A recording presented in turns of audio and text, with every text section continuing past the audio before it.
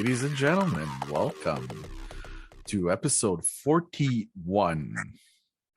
West Coast Sports Junkies. How's it going, folks? Had a couple of good sports days, a couple of good games to talk about this evening.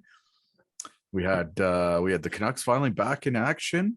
We had the Seahawks and for a meaningless game, but nonetheless, we got some golf to talk about. We're going to check in on our golf bets and see what we've done. And we have, surprisingly, Dirty Dan. He's here. He's here. What a surprise. Anyways, let's get this show going as we usually do. And tonight, the beer of choice in this residence is the Stella Artois. And just so everybody knows, if these other guys pull out water, I'm out. I'm not gonna be on the episode this time. What do you got, Ty? What we got going on, buddy? How's it going, guys? Welcome back, Dan. Great to see you again. So I am gonna drink with you tonight, Govik. I don't want you storming off the set here. Oh, that's this good. Episode. So I got a little Highland Park 18-year-old single malt Scotch whiskey from Scotland. I'm taking a little break from beer during the week. This is a healthier option, as we talked about last week in my diet quest for the beach body for this summer. So yeah, cheers to you guys. Dan, what are you drinking tonight?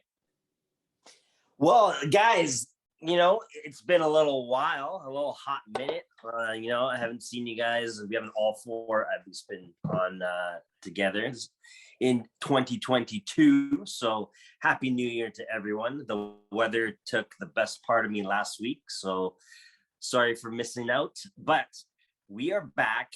I'm having Ty, I'm listening to your wise words of getting rid of some of the beer and the pop in my diet, and I'm going for the straight whiskey as well. I have a bottle here of Glenlivet single malt, a little bit left over from Christmas. Very nice, very nice. And I'm gonna have a little drop of that. Mike, what are you drinking? Right on. Yeah, I guess I'll stick with the theme here tonight. I'm going to go with the Glenlivet 18-year-old. I got to walk across the room to grab it, but that's what I'm going to pour myself in a few minutes here. He was going to drink water. That's what the point. He was going to drink water. I wasn't going to drink anything. Oh, yeah. Now you guys peer pressured me into it. Oh, man. Oh, I know Govik threatened us. I felt like I had to get a drink ready here, Yeah, I'll have one in a few minutes, but that's what I'm going to go with. Actually, it was Ty's gift to me, so I'm going to crack that bottle. Well, that's awesome. Special. Dan, where the hell you been, man? Oh, it's been the holidays, obviously, Christmas. Hope you guys all had, I know I'm a little bit behind on all the talk about the holidays, about New Year's, about Christmas. So hopefully you guys, I saw some of you guys, last weekend. But yeah, things have been good. Playoffs are starting. Very exciting. Where he's been. Hold on. Dan, tell him where you've been. He's been out partying because he won one of our big fantasy football leagues. He just left us all in the... Go ahead. I didn't want to bring it up. I've been sort of rubbing it into my buddy Ty for quite some time. I'm not sure if he let everyone know, but in one of our big pools that we talked about earlier in the NFL season, me and Ty met in the final, and I beat him. And I'm the champ, the fantasy champ, the self-proclaimed king of the dime. That's one of the leagues we're in. So yes, I have been a little bit busy celebrating. And these guys been pretty lucky. He clears out in poker last week too. Oh God, hell, man! That's only because I wasn't there.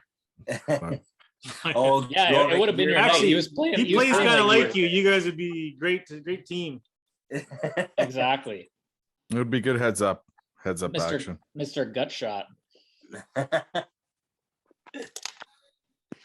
Is he like that guy? Remember Mike, that guy at the Flamingo? Hey man, I'm gonna call you, man, just because it's you. And he would win every single time. I lost like $1,200 to that guy, man. Kind of is like that guy. Oh fuck. Yeah, for sure. Yeah, Dan's on quite the hot streak right now. You should go buy a couple lottery tickets, buddy. Yeah. Got to save something for you guys, So Well, speaking of streaks and ending streaks, like yours is going to be shortly, the Canucks, their streak is over. Well, what'd you guys think of that game? I think, you know what, Boudreaux kind of talked about it after the game. Yeah, they came a little bit back down to earth. The score wasn't flattering, but the play was. Like I didn't think that it was that lopsided as the score final was. Yeah, I totally agree with you there. It wasn't Demko's best night. That was for sure. They carried the play for a lot of the times. Special teams wasn't great, but I mean, Florida going into that game was 18-3, I believe, at home, and right now they have the best record in the NHL. So we knew it was going to be a good test. The 10-day layoff definitely did not help the Canucks either. Oh, you could totally see the rust. You could totally see it. But no, I agree in terms of like the score was a lot worse than how the game was, I think. Did you guys, Mike, Dan, did you catch any of the game? I actually only got to catch the third period of the game because I didn't plan ahead. I didn't know it was a 4:00 start. And when I turned it on, it was actually when I checked my phone, it was already 2-0. I was like, oh damn! And I was at work and I ripped it home and I got to catch the third period. But from what I saw and what I heard, I hate to agree with the both of you guys, but yeah, we definitely did play pretty well. And yeah, we're up against a really good team in the Florida Panthers, and I think we held our own, and it shows that we can play with these guys at the top level. But yeah, it's unfortunate. I mean, we're gonna lose some games. You can't sit there and think that we're gonna have a, just go on a tear and not lose any regular season games. But if you're gonna lose one, you may as well lose it to the best team in the league. And let's move on from there. And I think we're on like a 10-game road trip now, aren't we? So see how we do, how the boys do on this trip. Yeah, this was the trip. This was the trip that Rutherford. Yeah, brutal road trip. This was the trip that Rutherford was kind of saying this is the measuring stick for this team. See how we do, right? So, but 8-1-1 isn't very bad either. Don't forget about that. Oh, for sure. And like I was saying about the road trip, we started off playing, I think, 4 of the best teams right now in the league. So we play Tampa coming up, then we go to, I think it's Carolina and Washington. They're right now points wise, they're top 4 in the NHL. So this definitely this year, is a true test. For whatever reason, every time I put on the NHL and Tampa's playing, and they're supposed to be like one of the best teams in the league, right? They always seem to shit the bed. So it's good for the Canucks because I'll be watching. Let's hope they do that next game. Yeah. But yeah, no, I think it was just like Mike. I didn't get a chance to watch the game, but let's talk about what happened in the stands. Ty, you were the one that sent the Twitter. One of the rappers, who was it? Kodak, whatever his name was. Kodak Black. My poor buddy Lou. I think he's been traumatized. He was having a party in his suite, huh? He was having more than a party. Was that at the game? At that game? That was at the game, yeah. At the Canuck game? At the Canuck game. Oh man! And it was right next to where Roberto Luongo was sitting. You can see him look over in the video. And he tweeted about it. Are you serious? Yeah. What happened? What happened there? Oh my god! Dan, explain. No, Look at the video. I saw it in the group. For our listeners who don't have Twitter, I am one of them that do not, so I get all my information, fact checked from Ty. But nonetheless, there was a rapper who was sitting in one of the suites at the game yesterday. Happened to be right next to Roberto Luongo, and he was getting down and dirty, real dirty. And was pretty much putting on a show in the sexual, pornographic almost version of having a date night with his lady or a lady. Yeah, so and yeah. the video I sent you, it looked like something definitely was going on a little more than I what wonder if they actually made it on was. the jumbotron. No, man, they keep that off there. But apparently they were just dancing. There's another dancing. angle. Oh, the footage, Ty, that you sent, it was kind of blurry and hard to It definitely tell. looked like something else was happening over there. Yeah. It didn't make it on the kiss cam, huh? No. I don't think they do that type of kissing on Yeah, that wasn't PG-13. Didn't make the jumbotron. No, definitely not. But no, yeah, it was great to see the Canucks back in action. And yeah, they have a tough stretch coming up here. I think 3 games in the next 4 nights. Is that correct? Something like that. They play back-to-back on the weekend. Correct. And 2 early games, Mike. Since you were complaining about the 4:00 start, the Canucks play, I think, at like 10 a.m. on Saturday. What? Our I'll time. still be sleeping. Hey, you know what? We should have. You remember the beer-a-thon from years ago? Yeah. That started with a 10 a.m. Canuck game, I believe. Oh my God. Oh, That's this harder is than a gonna be marathon. good. Don't we have our Wild card. wild card start to the wild Little card get together. Saturday? We do. I'm down. Actually, I got nothing going on Saturday. All I got to do is go buy pizza and beer, and that's it. So the problem is the pubs aren't open at 10 a.m. yet. We know one that's open at 10 a.m. Which one? Kelly's? No, Hub. Oh, okay. Close to Kelly's, yeah. We were there for a fantasy football final, early morning football games a couple weeks ago. Yeah, I could be talked into something like that, maybe. You know what? I haven't even worn my Demko jersey yet. This could be that could probably be the reason why we're winning, man. Stop. Yeah, remember we told you. Well, unless they go on a really bad losing streak. No, that's keep so it off. 20. Actually, I don't think he's been on the podcast since. Now he comes back on, they lose. Like, That's the way it goes. That's true. All right, let's get into it. So the Seahawks played. It was their final game of the season, wasn't it? Yes, unfortunately. Yeah, I'm not it used was. to that. Not used to that right now around here, but it was the last game of the year. Well, it was their last game of the season, and it was fun to watch. What did you guys think, Ty? Why don't you break down the game a little bit, give us a score and all that good stuff? Yeah, for sure. It was a very exciting game, fun game to watch. It looked like a vintage Arizona Seahawk game. They always have weird, usually exciting games. Very high scoring. Mike's buddy Rashad Penny continued to dominate. That guy looks like he's a real deal, which is good to see. They beat Arizona 38-30 in Glendale. Like you said, Chris, in their last game of the year. Definitely finishing on a high note.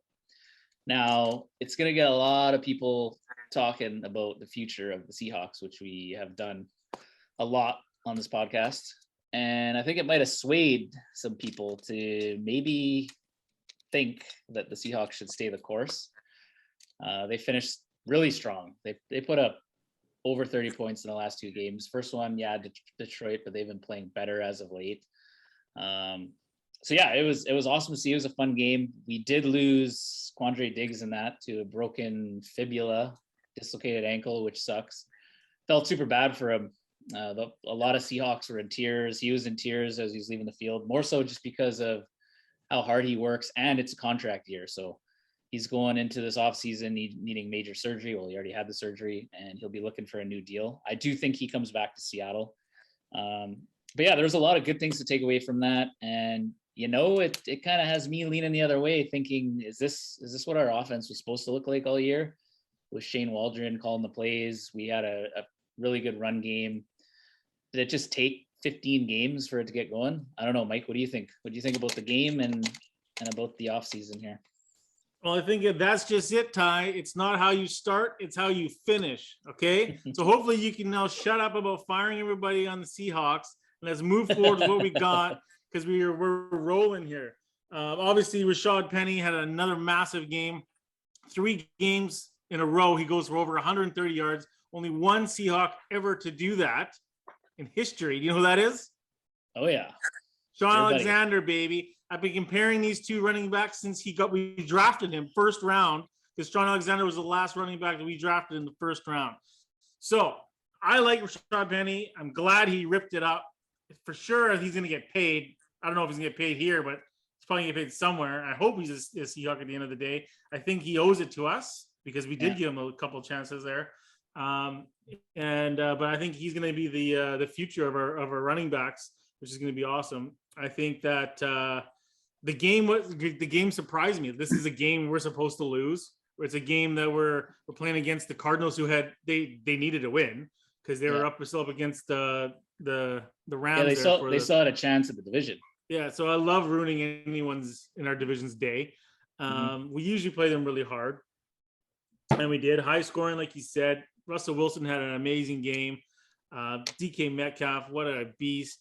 It was great to see them all out there on fire. Like you said, the only negative only sad thing was Diggs going down. He was one of our couple Pro Bowlers this year, and that's going to be sad. And it does suck for him that he's going into his contract negotiations, because once this happens, your value goes down, right? There's nothing you can do about it, nothing you can say about it. When you break a bone, especially when you break your tib or your fib and you dislocate your ankle, that's the worst scenario that you can have. So that's not very good for him. And hopefully, actually, I think if you mess up the ligaments is probably the worst. Yeah, so there was kind of a good thing there, not worst case scenario, because there was no ligament damage, clean break, they said. So he's expected to be ready for training camp. That's how quick they think the turnaround will be for him. So, and I think he'll be back in Seattle. Yeah, he's already had his surgery and everything, so he's he's probably 6 to 8 weeks out of running again. Not running, but he'll be moving on it. So, yeah, I mean, obviously a disappointing year, but like I said, it's not how you start, it's how you finish, and they finish strong. And I think that all of us Seahawk fans that watch the team every week, we're happy, excited, and looking forward to the future. Yeah. Well, absolutely. Let me ask you this: does a few weeks of turnaround fix a majority of the season that I think you guys fell short? I think you guys had a lot of issues, a lot of problems. I mean, so what does that mean? Do you give Pete another year to figure things out? You're wasting away Russ's prime years. That's the $1 million question, Daniel. Well, I think we got Pete till 2024, so it's a couple years. And we have Russ under contract for one more year. One more year for Russ. And then the other thing, I mean, if you look back in the last 3 weeks of the season, okay, they smoked Detroit, great, last team in the league, second last team in the league. They should be smoking them. Arizona, yes, they're strong. They're going to the playoffs, but Arizona hasn't been playing it that great for all of December. They've been dropping some pretty big games themselves that they should have been winning. You go all the way back to Chicago. I think that's the game that you should be looking at and comparing. That is what your season looked like. Having a probably 2-score lead in the fourth quarter, blowing it at the end, not running the ball, and you end up losing at the end. So I think, yeah, sure, if you want to be positive, look at the last 2 games of the season. Yeah, you put up 30-something points against Detroit. 51. Put up against Arizona, a team that has been flat most of December. And I don't know. If you're gonna ask me my opinion, you haven't asked me, so I'm telling you. Get rid of Pete. Get a new voice. Get a new face. Make some trades. Make some splashes, and get Russ some protection. He's still got knocked a whole bunch of times, sacked a lot. It's only a matter of time before he gets hurt. Was Russ coming back? Says he wants to come back and he wants to continue his career in Seattle, but it sounds like after this week everything's all hunky-dory again. Everyone loves each other. It sounds like they're all going to be back. The last 2 weeks definitely, like I said, it gives Jody Allen, who is now the owner of the Seahawks after Paul Allen passed away, his sister, she's having her year-end meeting. It was supposed to happen today. I heard it didn't happen. It's going to be this week with Pete Carroll and John Schneider. to go over, and it'll be on her shoulders as well as her advisors and other executives within the team to kind of make that call that we're discussing here. Were those 2 weeks enough to sway the tides into keeping the band back together for another year at least while Russ is under contract here? And when you look at it, it has been a really weird year. We started off on fire.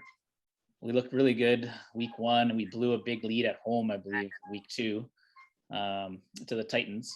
Yeah, Titans. But I mean, then you look at all the injuries. Sure, every team goes through them.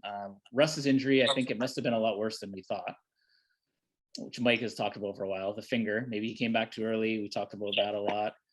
So, it was good to see, and it wasn't a one-off. It was 2 weeks in a row. The offense was clicking. Rashad Penny is finally healthy. He hasn't been healthy his entire career. So maybe this is just what we've been missing, all these pieces. I do think some major upgrades need to be made, especially like you said with the offensive line. I think if we kept the team together, we got a lot of weapons on offense. We shore up the O-line, improve the pass rush a little bit, a couple pieces in the secondary, and we could compete for a Super Bowl. When you got Russ back there healthy, I think he still obviously is in his prime, and he can do enough to get us there. That being said, I would not be completely shocked or mad if they moved on from either Pete or John, but time will tell.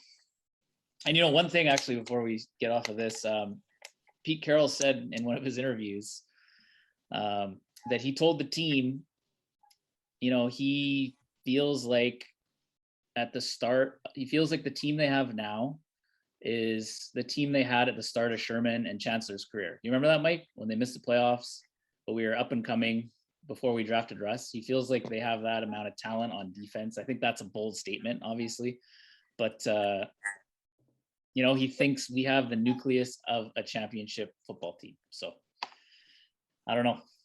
I think he's buying himself one more year. Yeah, but these last 2 weeks, regardless of who it is in the NFL, like a lot of teams in their situation eliminated from the playoffs would have folded, just run out the season. To me, I compare it to like a bad marriage, right? It's good. And then you got these, it's shit. And then you got 2 weeks of goodness. He's going to say, then you got these women. So. Just problems. No, anyways.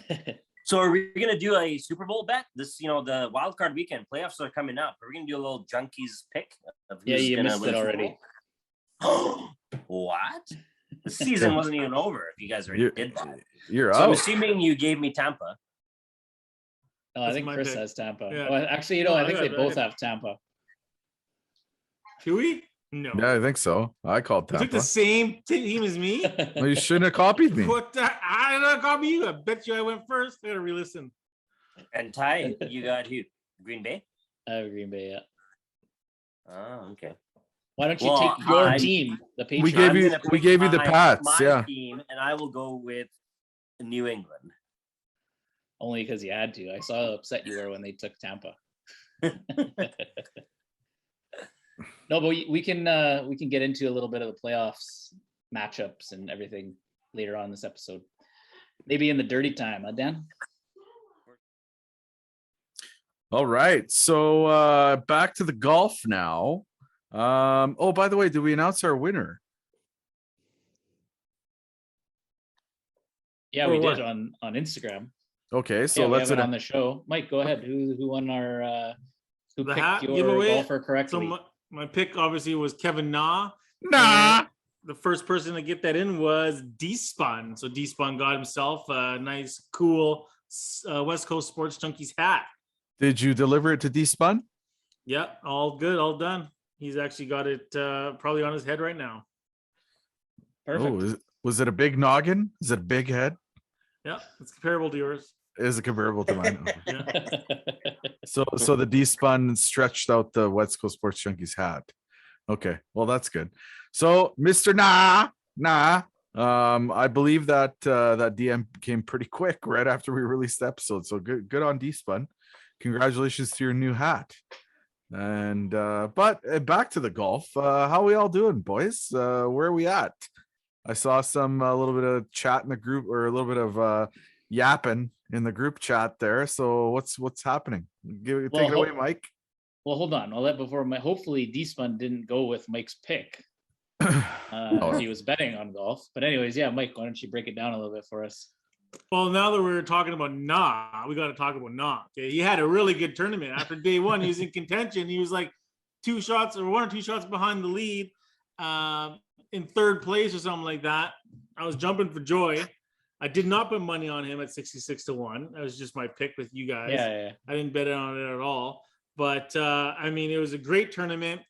Like we talked about, phenomenal views of the ocean down in Maui. Mm-hmm. The crowds were small, as they have been. They usually are there for whatever reason, which I find surprising because there's such big names in this tournament. Like they're all there pretty much, right? And the scores were ridiculous. I mean, they were playing this course like it was a pitch and putt. The winner was -34, which is, I'd never heard of a score like that before. And on Saturday, I think it was 2 of the players set a course record or tied the course record. They beat the course record. They both tied. Shot a 61.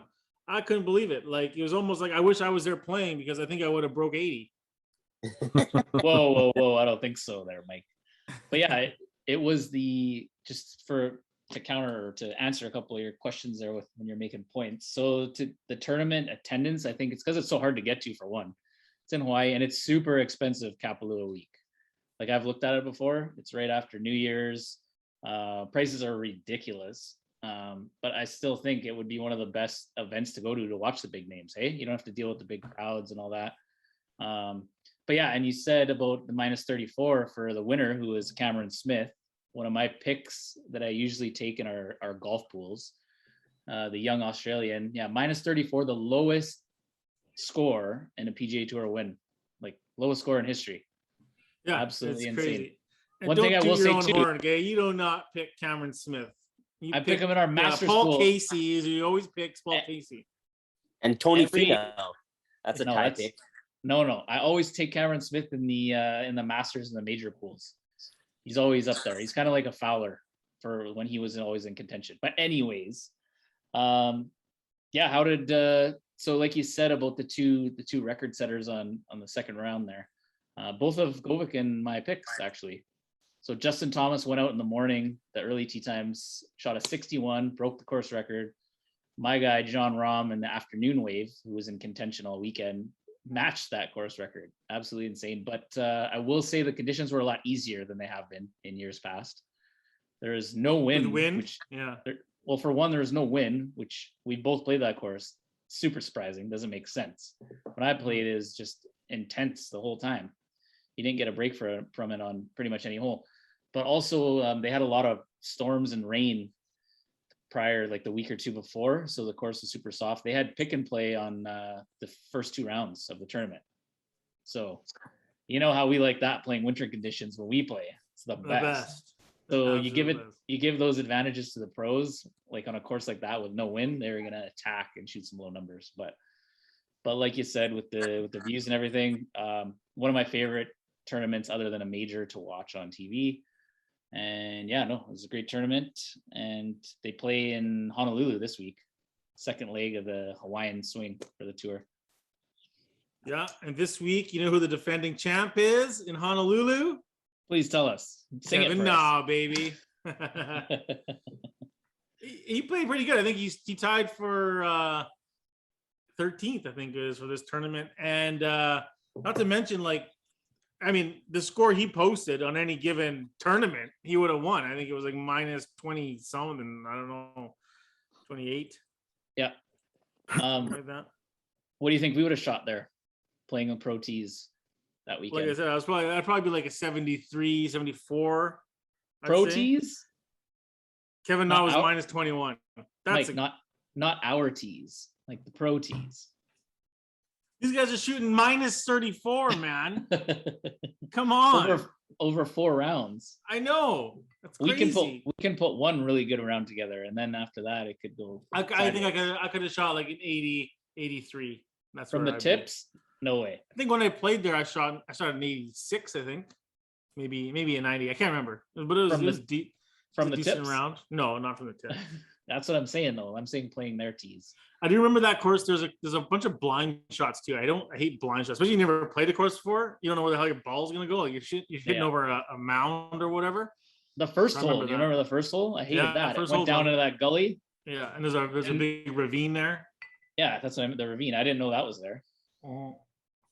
But yeah, no. There's a couple guys, like golf guys, who played the course, the same conditions right after, played from the tips, and they posted like their handicaps and everything. So they're like 15, 16 handicap, and they shot decent rounds, like for them, they said, and they were shooting in the low hundreds. So, Really? yeah. Well, their handicaps are like ours, 15, 16. That's a lot higher than ours, Mike. What's yours? It's about an 11. Mine's probably 15, 16. No, I think you're a little bit lower than that. Anyways. Really?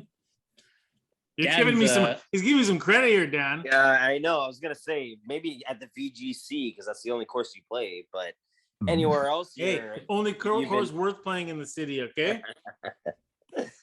But yeah, one other thing, watching that tournament made me go on Expedia and start looking to book trips to Maui for the spring, man.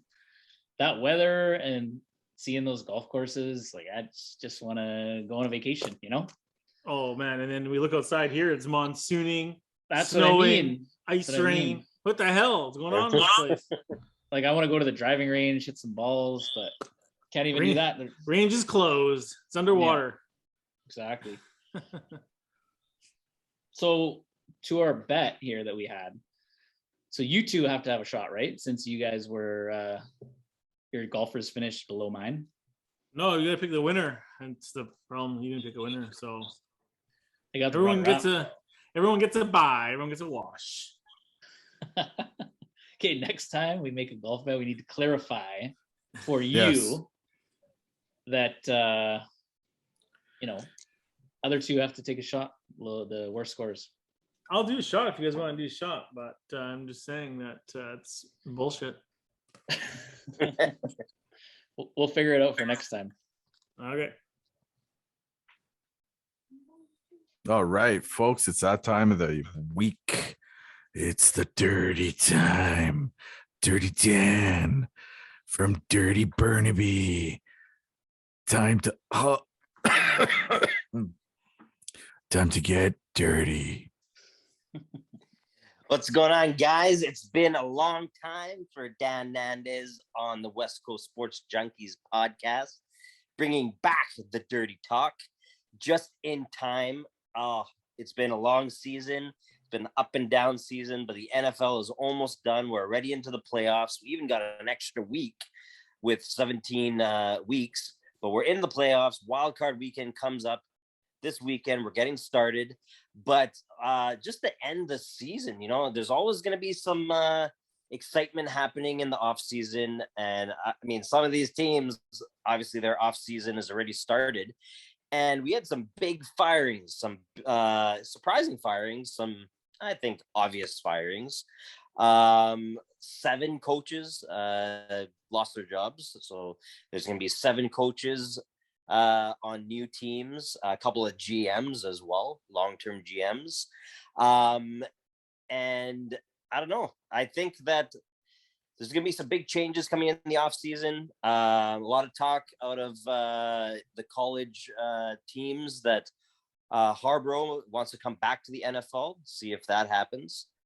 But in terms of, some highlights ending the season, shout out to TJ Watt tying the all-time sack record currently held by Michael Strahan, 22 and a half sacks. I know Ty feels some type of way about that one. I can't wait to hear his comments on that. Fantasy football. I know, most of us who are in fantasy, deep into fantasy, we all heard about my big win. Mike's big loss, though, is happening this weekend when he hosts the second annual, for him, pizza bowl parties. So in our group, in our fantasy group, loser has to hold a fantasy loser party. And so we look forward. Dan, hold on. Poor guy here. You gotta explain that it was from last year's that was postponed. I know, right? From last year. because he was already celebrating a few episodes ago about not losing the pizza Well, bowl you know this what? year, okay? That's why I'm here to correct all the rumors and all the fake news that you guys have been talking about during my absence. And yeah, you know what? Let's jump into it, you guys. I want to hear what you got to say. Let's start with Mike, the loser party.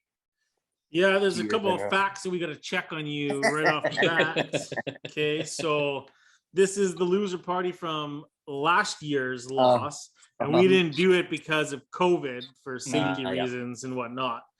This party is going to be, it's going to meet Bonnie Henry's standards. It's less than 10 people. Everyone's been double vaxxed. We're going to keep our distance. Some of us even triple vaxxed. Some of us triple vaxxed. There you go. Yeah. I made my appointment today to get my third, but I haven't got it yet. So yeah, it should be fun.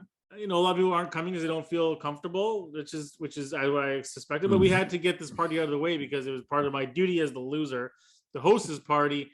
And we actually have a new loser who needs to throw his party. So we got to get this one out of the way. And we're going to go on to Joe's party, which is going to be a fun pool party in the summertime. So that's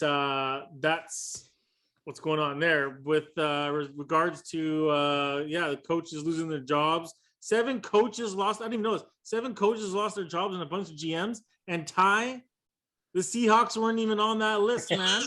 I know, right?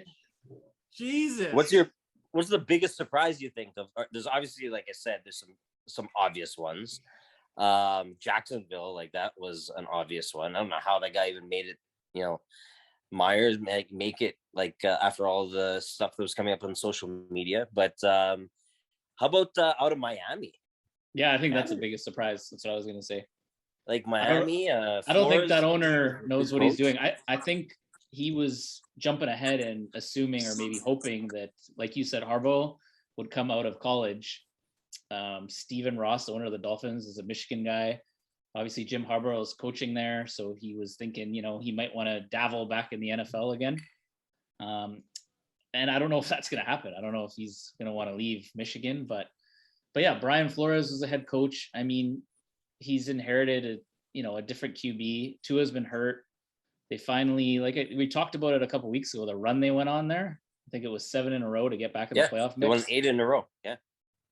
Sure, they lost their last game of the year there. But, I mean, yeah, I didn't think that one warranted firing. But, I mean, I don't know. The Dolphins have kind of been in this mediocre team for a while. So I guess they just want a quick fix, which I don't know the coach is the answer, because Brian Flores actually is already getting other interview requests for some of the other vacant head coaches. He's already Chicago was one of the other teams that fired their coach.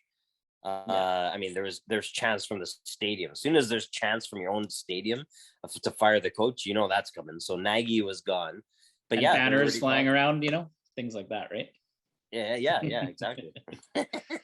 One thing you guys just said that kind of piqued my interest was college football. Did you guys see the national championship game this past week? I did. Yeah. What an upset, man.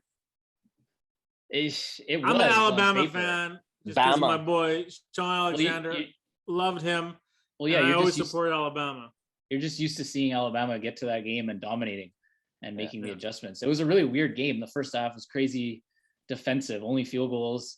Yeah. And then as soon as I think Alabama got that touchdown and then Georgia opened it up and they couldn't recover. It was not the finish I thought. I thought we might see some overtime or at least a last minute drive or something. But yeah, that pick 6 late sealed it. Yeah, sure. But yeah, Dan, so you're talking about you talked about one record, but there was a bunch of records broken. TJ Watt being one of them, celebrating. There's an extra game this year. I'm not impressed with the records. They did it. I knew you were going to say that, Ty, but he also was hurt for 4 games. So for him, you can look at it as, if he played all 17 weeks, but he only played 13 games this season. But a lot of these records that were broken, like Cooper Kupp, for example, broke Calvin Johnson, a bunch of his records. Yeah, I can understand that because Cooper Kupp played every single single game. Which is surprising because he usually the guy's a Band-Aid. He played all 17 games, so for sure. Yeah. Yeah, I'll give you that. I'll give you that with Watt. I'll agree with you, and I'll support your argument of that. It was more about what you said about records, but yeah, you're right. TJ Watt, it's impressive. I thought, didn't he get a bunch? Who did they play last week? In the terrible game against Baltimore. No, the week before on the Monday Nighter, he had like 4 in that game, 3 or 4 in that game. Oh, where you needed Johnson to get the 8 points. Anyways, it was very impressive. Oh, but, Cleveland. Oh yeah, Cleveland. But yeah, no, it obviously, Brady, I think, broke a couple records with the extra game. I don't know. I just think it is what it is. It's going to happen. They add a game to the schedule, so now it's going to happen, right? Mm-hmm. The game's evolving and all that. So, are there any records Brady has not broken, other than like most rushing yards? I was just gonna say receiving yards or rushing yards. Oh, remember that Super Bowl when he got a pass thrown to him? Oh my God!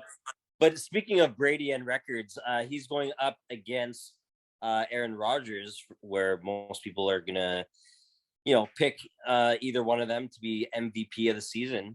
You guys know who my vote is, but Cooper Kupp's in that conversation too. Cooper Kupp's the MVP of this season for sure. No quarterback's getting this year. I don't. They always. The problem is they usually give it to QBs. Yeah, but Kupp had an amazing year, man. I think he's and deserving of it. And then they'll give like offensive player of the year to normally like a receiver or someone. Yeah, I mean, you can't argue. You can argue a case for both of them, Brady and Rodgers, obviously. Yeah, but I think what Rodgers, fed 14 targets a game, I would hope that he catches something. I think what Rodgers did is more impressive considering the receivers and playmakers around him in general. You look at what Brady has around him. What are you talking about? Devontae Adams is the number 1 receiver. Okay, and after that, receivers. Scantling, Lazard, Cobb, who's 42 years old. You're saying Brady? You're saying the Packers have more weapons than the Bucks? No, I'm not saying that. I'm saying that you can't just say that it's. No, I didn't. I said no. Rodgers I didn't say that. No. I didn't say that. Doesn't have as many weapons as Brady. I said it was more impressive, in my opinion, what Rodgers did with what he has around him than what Brady did. But we'll see. We'll see how the votes fall. Mike could be right. It could be Kupp. That's what I think. Okay. Well, while we're making predictions and stuff here, why don't we get into the NFL wildcard? Well, super wildcard weekend they call it now, with the extra Monday game. Nighter this week. Why don't we get into our picks, and we can start with Chris. Who is your guarantee game of the week, guaranteed team to advance to the divisional round? Guaranteed lock of the week is the Tampa Bay Buccaneers. That is the guaranteed lock of the week. Bet the house on it, eh? Bet the house on it. Bet the mortgage, everything, the car, all of that stuff. It's happening with no ifs, ands, or buts about it. Well, who do you got, Ty? Okay. Well, I am going to go with the Cincinnati Bengals and Mike's fantasy MVP, Joe Burrow. They're at home. It's supposed to be really cold in Cincinnati this weekend. The Raiders were lucky, in my opinion, to get into the playoffs. They have been on a roll. I think they've won 4 in a row to get into the playoffs, so they're hot. But they're a dome team. I think they're going to struggle in the cold. Burrow will outplay Carr, and they just have a lot more weapons. Jamar Chase, probably the offensive rookie of the year. And yeah, it's going to be, I think it's going to be a blowout and a Cincinnati win. Mike, who do you have this weekend as your lock of the week? Yeah, I'm going to go with the Rams versus the Cardinals. I'm taking the Rams. I think that last week they both needed a win to solidify the division, and the Rams came through. The Cardinals shit the bed. Obviously, it was against the Seahawks, but nonetheless, you're going to the playoffs here, right? It's basically a playoff game. And Cooper Kupp, who we just talked about, I think is going to be the MVP of the year. He's going to have an MVP game. He's probably going to come out with at least 2 touchdowns in this one, and the Rams win. Sticking with your MVP pick, I guess, huh? So hopefully Cooper Kupp does that for the Rams this weekend. I'm going to take the easiest game of the week. It's going to be looking like a high school football game.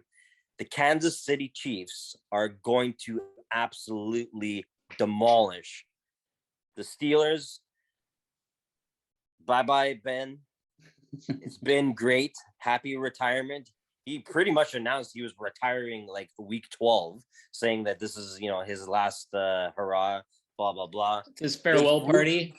They had to pray to everyone, in the last game against the Chargers and the Raiders to even get into the playoffs. And now they have to play the Chiefs. Oh, talk about I'll be falling asleep. KC guaranteed. That is taking it to the bank. You just brought up a thing that we should touch on real quick. The Sunday nighter there, the Raiders and Chargers.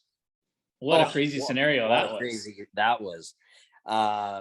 Yeah. So for those of you who don't know, if that game tied, if the Raiders and Chargers tied, they both would have got into the playoffs, and Pittsburgh would have been eliminated. So Pittsburgh just needed one of them to blow each other out, right? Going into the game, they were already celebrating, thinking there's no way that would even be possible. The Raiders were up 2 scores in the fourth quarter. Lo and behold, the Chargers come back, tie it up, and goes overtime. Can you imagine being a Pittsburgh player watching that game? And then we get to the end of the overtime. It looks like the Raiders were just content in running the ball up the middle and killing the clock, right? Why risk anything? Why risk a bobbled snap on a field? You know what I mean? That all Injury, they need is a tie. They don't need to win. They tie and they get in the playoffs. They had the ball. They're in control. So it looked like they were happy and content and running it down and just, ending the game, which would have eliminated Pittsburgh. Well, I don't know what went through Staley, the Chargers head coach's mind, but he calls a timeout with like 36 seconds left. And you could kind of see the reaction on the Raiders bench, like, what the fuck you doing? Are you trying to pull a fast one here? Like, you're going to try and get the ball back and eliminate us from the playoffs? Yeah. So the Raiders go ahead, run another play, proceed to call a timeout with 3 seconds left, kick a nice field goal in, and send the Chargers packing and got the Steelers into the playoffs. It was just a crazy scenario that I didn't even think would come to that late in the game. But I really wanted a tie. I don't know about you guys. Oh, yeah. I thought that would have been, and even some of the players at the end of the game, they were even saying and it came out the next day on social media that players from the Raiders were even saying, what was your team doing? Like, we were going for the tie. We were going to run out the clock. Yeah. That was our plan. And you guys called timeout. So we decided to kick field goal, but he, in my opinion, I know they've done some good things. He should have been the 8th coach fired. That guy's made bonehead decisions all year. He likes to go for it all the time in his own zone, like his own 20-yard line. In that game, he did it. Yeah, it cost him some points. Yep. Not go for easy field goals and try to run it in when he's you have the points on the board. He's a big analytics guy, so yeah, he crunches the numbers that way. When a lot of times you just got to do what you do in football, like take the points. The easy stuff, the easy thing. Either punt on 4th or kick a field goal and get the points when you can. He'll be on the hot seat next year for sure. Yeah, definitely. Mike, did you see, and Chris, did you guys see the end of that game or the highlights of it? It's crazy. I did, yeah. No, it was pretty nuts. Well, you guys basically covered it all, but yeah, I mean, I agree with you. I would have probably fired that guy after that. Dude, yeah. Sure. Like, and in that game, like, oh man, don't call a timeout. They're playing this weekend. Yeah. Call the timeout, and their fans must have just been losing it. Like, oh man. Absolutely. I can imagine you would have been going nuts. You would have been flying planes around Seattle. Oh yeah, you would have been flying us down there with a banner. 100%. Jeez.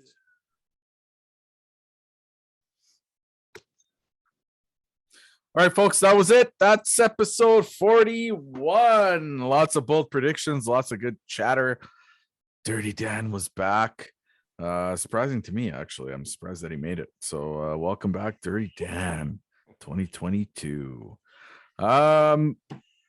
Look forward to getting all the feedback, all the DMs. They come in all the time. We respond to each and every one of them, and even Dirty Dan responds. So make sure you send us one. Say hello to the West Coast Sports Junkies. Gentlemen, have a great night. Thanks for watching.